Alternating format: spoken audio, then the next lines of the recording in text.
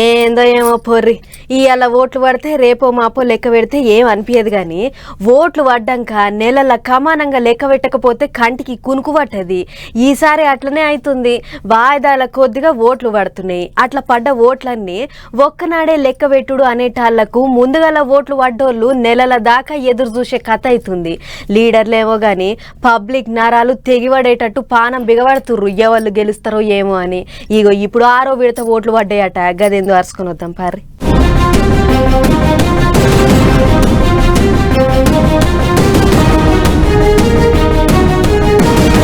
దేశమంతా జోరుగా నడుస్తుంది ఓట్ల పండుగ. వాయిదాల కొద్దిగా ఓట్లయితే లెక్కలన్నీ ఒక్కపాలే అయితే అనేటాళ్లకు విడతల వారిగా ముగుస్తుంది ఎన్నికల జాతర.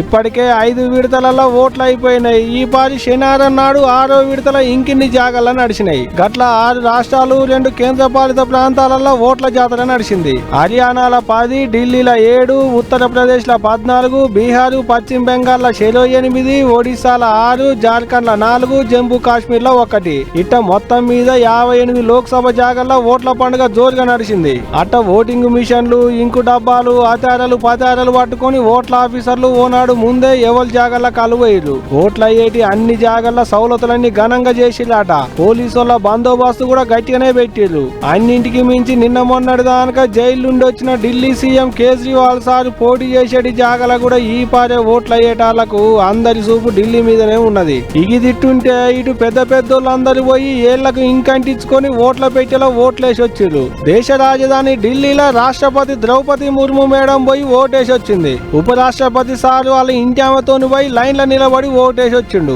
కేంద్ర మంత్రి ఎస్ జైశంకర్ సార్ కూడా పొద్దుగాలనే పోయి ఓటేసి వచ్చిండు. ఇంకో పెద్ద ముచ్చట ఏందంటే అన్నింటికంటే ముందుగాల 6వ విడతల ఓటేసి వచ్చింది మంత్రి సారేనాట.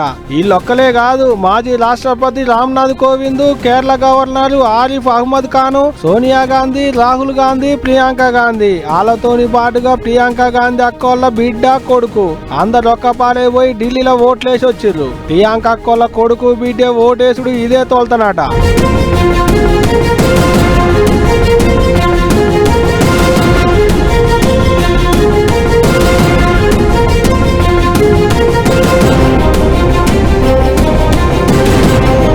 ఇదిట్టుంటే ఇటు ఓటేసి వచ్చినాక రాహుల్ సార్ వాళ్ళ అమ్మతోని సెల్ ఫోన్ లో సెల్ఫీలు దిగిండు. మేనల్లుడు మేనకోడలతోని రోడ్డు మీద నిలబడి ముచ్చట్లు పెట్టిండు. వీళ్ళొక్కలే కాదు, పువ్వు పార్టీ లీడర్ గౌతమ్ గంభీర్ కూడా ఓటేసి ఏలు కంటించుకున్న ఇంకును చూపెట్టిండు. ఇటు పబ్లిక్ కూడా బాగానే గదిలో వచ్చి ఓట్లేసేతందుకు. ముసలోళ్ళు నడవలేనోళ్ళుంటే ఇగో ఇట్ట గిల్లల బండ్ల మీద కూసబెట్టుకొని నూక్కుంటూ వచ్చి ఓట్లు వేయించిరు. ఇట్లా నిన్న మొన్నటి దానిక ఆఫర్ల మీద ఆఫర్లు పెట్టుకుంటా, హామీల మీద హామీలు ఇచ్చుకుంటా బాగానే తిప్పల పడ్డారు. కానీ ఇక 4వ తారీఖు నాడు బయటపడుతుంది ఎవరి జాతకం ఎట్టుంది ఏంది అనేది.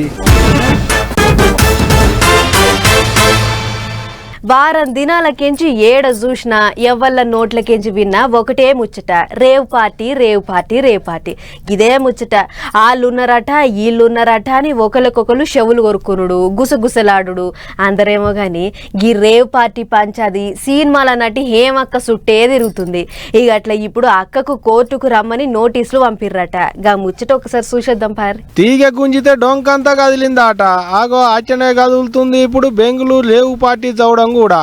రక్త పరీక్షలు చేస్తే పాజిటివ్ వచ్చిన వాళ్ళందరికీ బెంగళూరు పోలీసు వాళ్ళు నోటీసులు పంపించిలాట. అండ్లా మన తెలుగు సినిమాల నటి హేమక్క కూడా నోటీసులు వచ్చినాయట. అట్ట మొత్తం 86 మందికి నోటీసులు పంపించిలాట. వాళ్ళంతా వచ్చే సోమవారం అంటే ఈ నెల 27వ తారీఖు నాడు బెంగళూరు పోలీసు వాళ్ళ విచారణకు హాజరు కావాలన్నట. ఇక ఇదిట్టుంటే ఇటు బెంగళూరు లేదు గింగుళూరు లేదు, నాకు ఏ రేవు పార్టీతో సంబంధమే లేదు, నేను ఏ పార్టీకి పోలేదు, నేను హైదరాబాద్ లో నా ఇంటిని విడిచిపెట్టి ఎటు పోలేదు, కాకపోతే నేను ఇంట్లోనే ఉన్నా చూడోలి అని ఓ రోజుకో కొత్త వంట చేసుకుంటా వీడియోల మీద వీడియోలు సోషల్ మీడియాలో పెట్టుకుంటానే ఇంకో రోజు మా చిన్నప్పటి దోస్తు కృష్ణవేణి పుట్టిన రోజుకు కేకు కత్తిరించేందుకు పోయినా అని రోజుకో తీరు ముచ్చట్లు చెప్తుంది హేమక్క. ఇగో ఇట్ట ఉన్నదని బెంగళూరు పోలీసు వాళ్ళు, లేనని హేమక్క, అవునని వాళ్ళు, కాదని ఈమె. ఒకరు దొరికిర్రు అంటున్నారు, ఇంకొకరు దొరకలేదు అంటున్నారు. పెద్ద కథే నడుస్తుంది ఇప్పుడు ఇద్దరు నడమ. ఇక ఇదిట్టుంటే ఇవన్నీ చెప్పొద్దు, సోమవారం నాడు రావాల్సిందే అని బెంగళూరు పోలీసులు నోటీసులు పంపించారు. ఇక ఈ రేవు పార్టీ పంచాయతీ సల్లగుండా ఎట్టయిద్దో ఏమైద్దో గాని బెంగళూరు పోలీసులను తిప్పల పెట్టి 33 షర్ల నీళ్లు దాపిస్తుంది ఈ పంచాయతీ. మరి చూడాలే, పోలీసులు పంపించిన నోటీసులు తీసుకొని విచారణకు బెంగళూరుకు పోతుందా, లేకుంటే నేనేడికి పోతా అని మంకు పట్టుకొని అట్టనే ఇంట్లోనే ఉంటదా? ఒకవేళ పోతే పోలీసులు అడిగే ప్రశ్నలకు ఎటువంటి సమాధానాలు చెప్తుంది ఏంది అనేదిగా.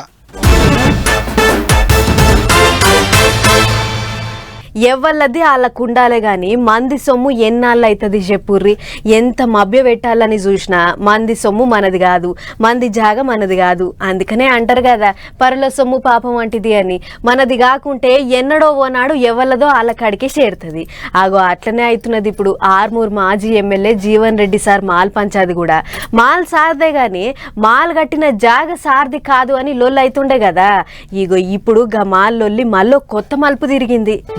డైలీ సీరియల్ నడిచినట్టే నడుస్తుంది ఆర్మూరి జీవనన్న మాల్ పంచాది. అద్దె కడతలేడని తాళాలేసిర్రు. కోర్టుకు పోతే తెలుసుకోవచ్చని కోర్టోళ్ళు తీర్పునిచ్చిర్రు. దుకాణాలు నడుపుకోవచ్చు అన్నారు. తాళాలేసిన వాళ్ళే వచ్చి తాళాలు తీసిర్రు.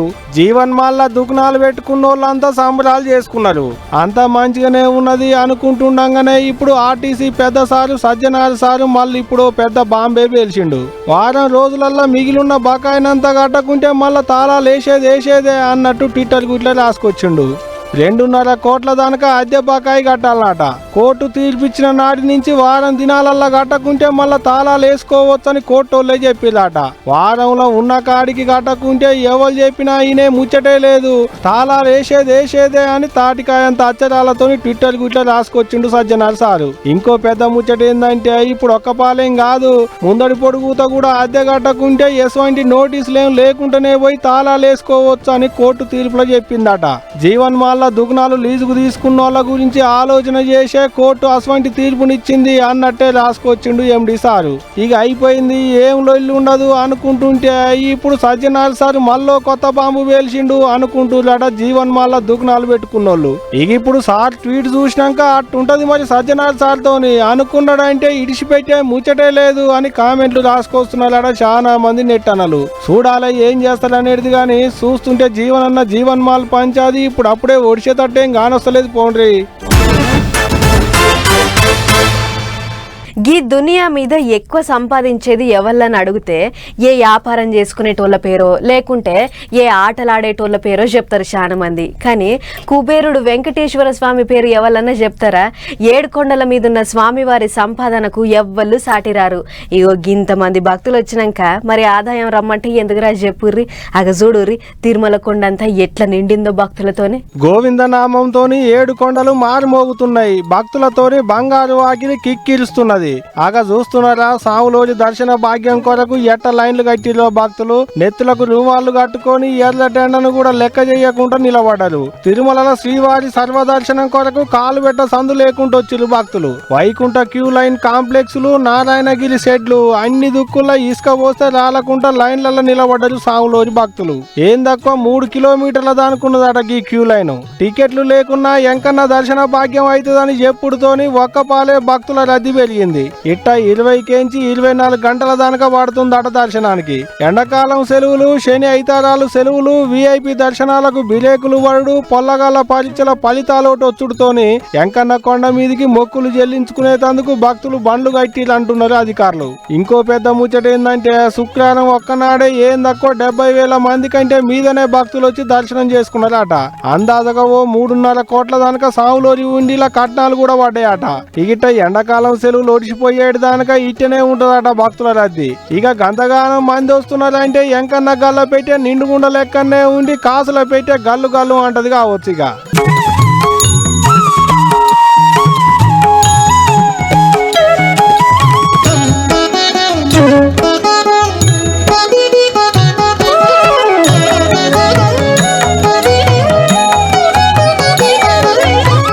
ఇక ఇదిట్టుంటే ఇటు యాదాద్రి నరసన్న గుట్ట మీదకి కూడా బాగానే గదిలొచ్చిర్రు భక్తులు.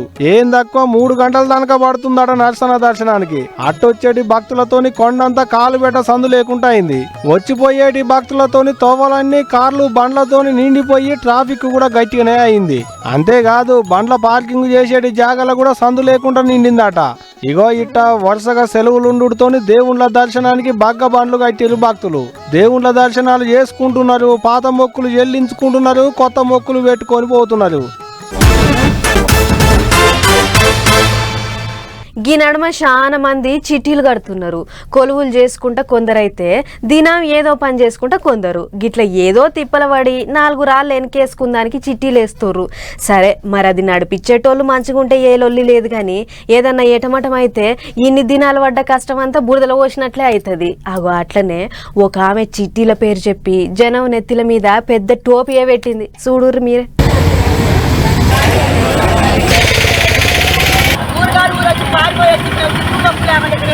పోలీస్ స్టేషన్ కాడ కూర్చొని లొల్లి చేస్తున్న గీ అమ్మలక్కలను చూస్తుర్రు కదా, వీళ్ళంతా కృష్ణా జిల్లా గుడివాడ పట్నపోళ్ళు.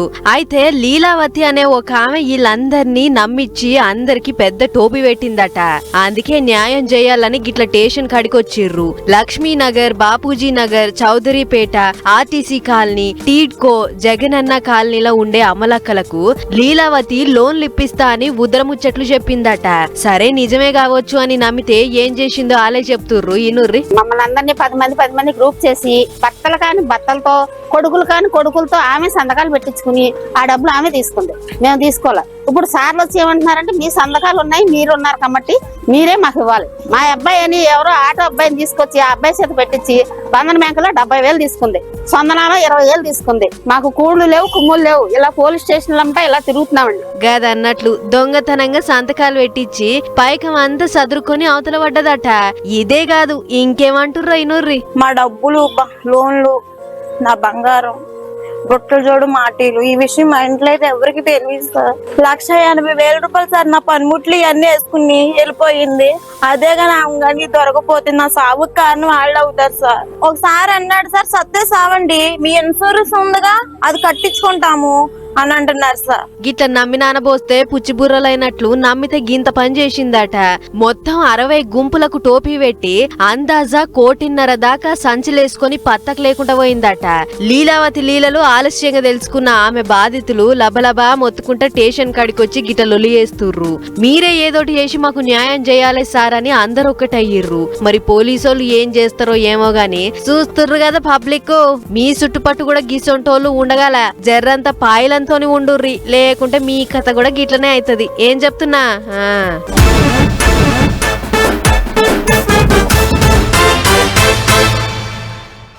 ఎంత ఎండన్నా కొట్టనీయుర్రి గాని గాలి దుమ్ము వాన పడితే చిత్తడి అవుతుంటది. ఇంట్లో కెంచి కాలు బయట పెట్టాలంటే పానం దరియది.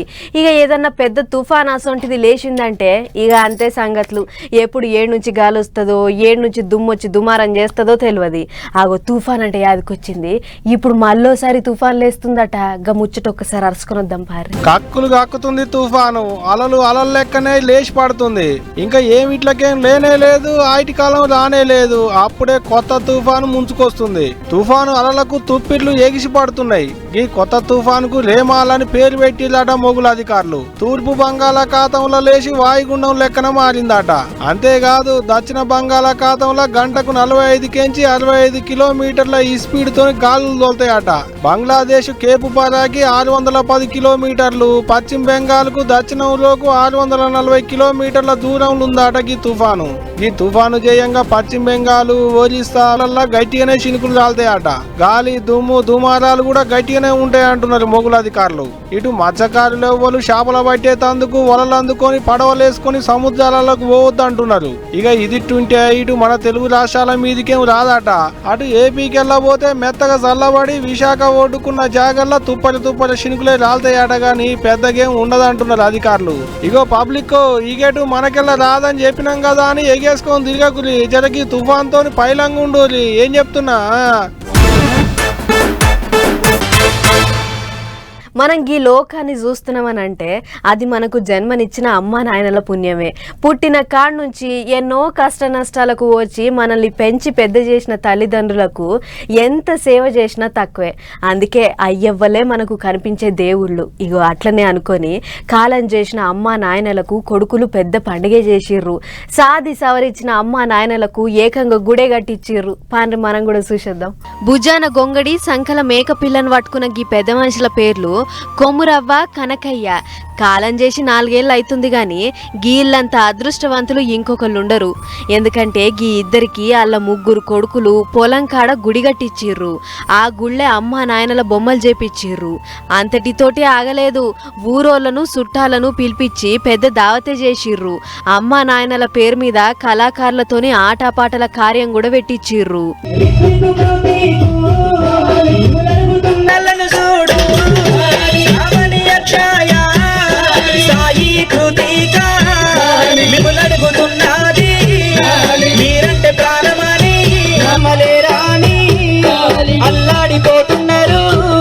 గిట్ల ఇంటోళ్ళ అందరి పేర్లు చెప్పి కాలం చేసిన పెద్ద మనుషులను తలుచుకుంటా ఆడి పాడిర్రు. సిద్దిపేట జిల్లా అక్కన్నపేటలైన గీ అమ్మా నాయనల వర్ధంతి కార్యానికి వాళ్ళ చుట్టాలు పక్కాళ్ళు శీతం జోరొచ్చిర్రు. 3 కొడుకులు కూడా బాయకాడ టెంట్ లేపిచ్చిర్రు. వచ్చిన వాళ్లకు తీరు రకాల వంటలు చేసి చెయ్యి గడిగిచ్చిర్రు. మరి ఎందుకు ఇట్లా చేస్తుర్రన్నా అని అడిగితే ఏమంటుర్రు అయినూర్రి? వారు చాలా కష్టపడి గ్రౌండ్ లెవెల్ నుంచి ఒక ఉన్నత స్థాయి నుంచి గ్రామానికి కొంతమంది సేవ చేశారు. అదేవిధంగా మమ్మల్ని ఉన్నత మంత్రులుగా తీర్చిదిద్దారు. వారి జ్ఞాపకంగా మేము వారిని రుణం భవిష్యత్తులో ఏ విధంగా తీర్చుకోవాలనుకుంటే మాకు మా 3 అన్నదమ్ములం కలిసి వారికి విగ్రహ ప్రతిష్ఠ చేసుకుంటే మాకు మనస్తృప్తి. గదన్నట్లు నిన్ని వాళ్ళ అమ్మా నాయనలంటే కొందరు చిన్నసూపు చూస్తుర్రు. ఆ సొంటోళ్లకు మనకు జన్మనిచ్చిన తల్లిదండ్రులు ఇల్వ చెప్పేటందుకే గీ కార్యం చేస్తున్నామని చెప్పుకొచ్చిండు. ఆయన ఆస్తుల కోసం గీ కాలంలో కన్నోళ్ళనే దూరం పెడుతుర్రు. అసొంటిది కాలం చేసిన అమ్మా నాయనలను కూడా దేవుళ్ళ లెక్క కొలుస్తుర్రంటే గీ అన్నదమ్ములను ఎంత తారీఫ్ చేసినా తక్కువే పొర్రి అని అంటుర్రు గీ చూసిన పబ్లిక్.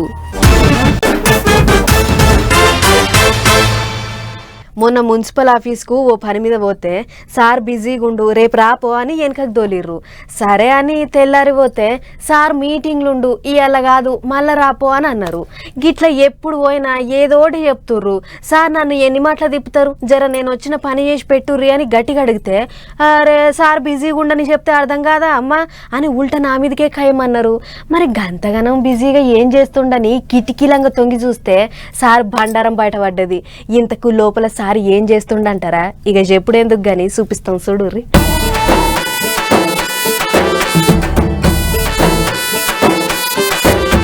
జో అచ్యుతానంద జో జో ముకుంద అని పాట పాడారు. ఆయనతో సార్ నిద్ర ఖరాబ్ అవుతుంది.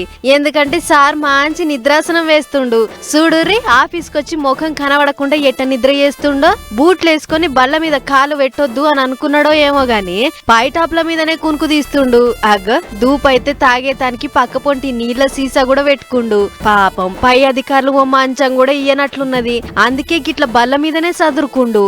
నల్గొండ జిల్లా మిర్యాలగూడ మున్సిపాలిటీ ఆఫీస్ లో అయ్యింది గీ నిద్ర ముచ్చట.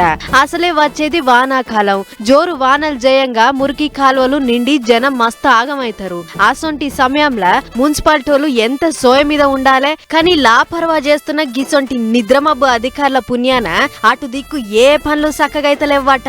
ఎడ్లు ఏట్ల పోతే మాకేంది, గొర్రెలు షెర్ల చేరితే మాకేంది, నెలనాడు మా జీతం మాకొస్తుంది అన్నట్లే చేస్తుర్రు. నీ ఎత్తుగా జనాలకు పని చేసి పెట్టుర్రి అని సర్కార్ కొలువులిస్తే కొందరు గిట్ల తలుపుల దగ్గరేసి తరాజా జోక్తుర్రాట. పనులు ఏమైతున్నాయి ఏం కథ అని కిందున్న పనోళ్లను ఉరికిచ్చేది పోయి ఆఫీసులనే కూర్పు తీస్తుండట. చూడుర్రమ్మా మా మున్సిపాలిటీ కష్టపోతు అని తెగ మెచ్చుకుంటుర్రు. మా సార్ కష్టం చూసి పై అధికారులు ఏదో బహుమతి ఎంటనే ఇయ్యాలి అని కోరుతుర్రు. చూడాలి మరిగా ఆఫీసుల గీ తీరుగా కష్టపడుతున్న గీ ఉత్తమ అధికారికి పై అధికారులు ఎసొంటి బహుమతి ఇస్తారో అనేటిదిగా. మొన్న నేను శ్రీశైలం పోతుంటే అడవి నడుమ పెద్ద చిరుతపులి మా కార్ కడ్డంకొచ్చి నిలబడ్డది.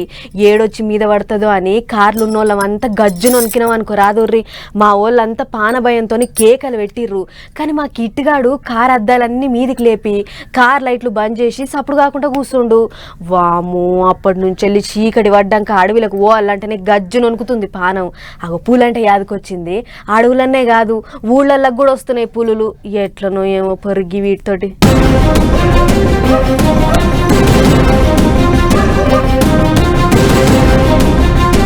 అడవుల సరైన తిండి దొరకకనో ఏం పాడో గాని ఈ నడుమ పులులు అడవి ఇడిచిపెట్టి ఊర్ల మీద పడుతున్నాయి. నాగర్ కర్నూలు జిల్లా బిజినపల్లి మండలంలో ఉన్న గంగారం ఊరి దిక్కు పులులతోని పెద్ద గోసనే ఉన్నది. అడవిలకెంచి పారిపోయిన 4 పులులు ఓ గుంపైనాయట. అట్లా గుంపైన పులులు షిమ్మ చీకట్ల నడి బజార్ల బాతకని పెట్టినాయి. ఇది మా అడ్డ, ఎవడొస్తాడో రండి బిడ్డ అన్నట్లు అటు ఇటు తిరుక్కుంటా హల్చల్ చేసినాయి. ఇక ఊళ్ళకు పులులు వచ్చినాయి అని ఎరికైన ఊరోళ్ళు ఒక పెద్ద పులి ఏకమై తిరుగుతున్నామంట. 2 దాచేసి ఒక్కరొక్కరు ఆ కట్టుకోవద్దు. మేకలోళ్ళు గాని గొర్రెలు గాని 4 పోయి మేపుకొని ఒకవేళ కనపడితే ఆ సెల్లులో ఫోటో తీసి మాకు గ్రామ పంచాయతీ చూపిస్తే గదన్నట్లు బావులు పొలాల కాడికి ఒక్కలే ఓకుర్రి 4-5 కలిసి పొర్రి అని సాటింపేసి చెప్తుర్రు. అయితే ఇప్పటికే ఆడాడ పశువులను పోతం పెట్టినాయట. ఆయనతో మనుషుల మీద పడితే ఎట్లా అని పుట్టెడు బూగులు పడుతుర్రు ఊరోళ్ళు. నెరి గంగారము లట్టుపల్లి తూడు కుర్తి ఊరోళ్ళకైతే పెద్ద శరణే ఉందట. ముచ్చటెరికైన పోలీసోళ్ళు జనాలను పైలంగా ఉండమని అంటుర్రు. అటు అడవి అధికారులు 4 పులులు తిరుగుతుంటే కూడా నాకేంది అన్నట్లు ఉంటుర్రట. దీంతోని అక్కడోళ్ళు గిట్లయితే కాదు సార్, జర ఏదోటి చేసి వాటిని అడవులకు కొట్టే ఉపాయం చెయ్యుర్రి అని ఒక తీరుగా అడుగుతుర్రు. చూడాలి మరి ఏ ఉపాయం గట్టి వాటిని అడవిలకు తోల్తారు అనేటిది.